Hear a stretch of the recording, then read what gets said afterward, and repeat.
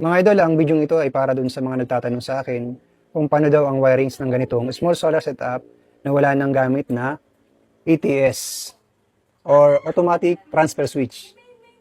Ano nga ba itong ATS or automatic transfer switch?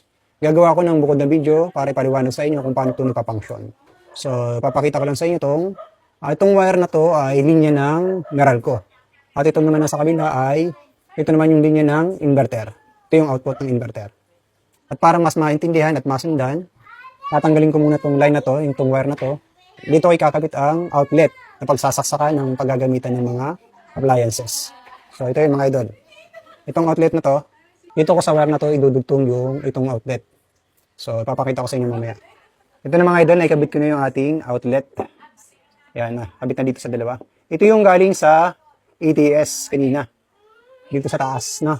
Yan. So ito na yun. So, papakita ko muna sa inyo yung wiring para hindi kayo maguluhan. Isipin nyo na lang, wala itong ETS, no?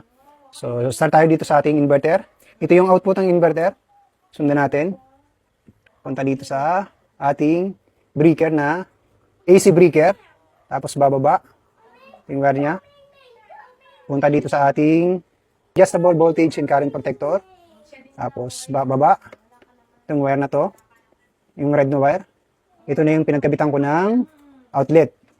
Pagsasaksakan ng mga appliances, ilaw, kung ano man paggagamitan. Tapos yung itim, ito naman yung itim, galing voltage and current protector. Dadan dito, ilulusot dyan sa ilalim.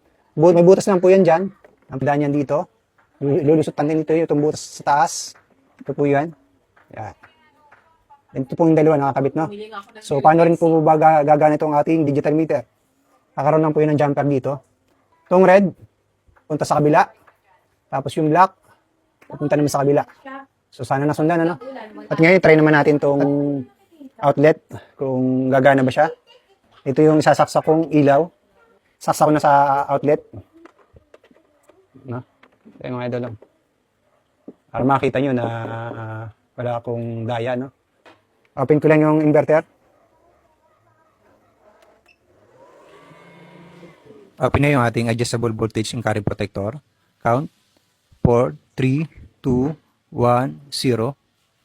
Open na rin yung ating digital meter. Yan, 0, 0. Wala pang load.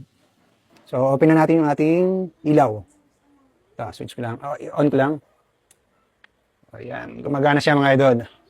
Tayin ko naman. Doon sa mga nag-request na wala ng ETS, sana nasundan nyo, no? Bakit nga ba wala ng ETS? So, ibig sabihin, pag walang ETS ay off-grid siya. Wala siyang linya ng Meralco. Madalas ginagamit siya sa bundok, isla, at sa mga walang linya ng Meralco. So, yun lang mga idol.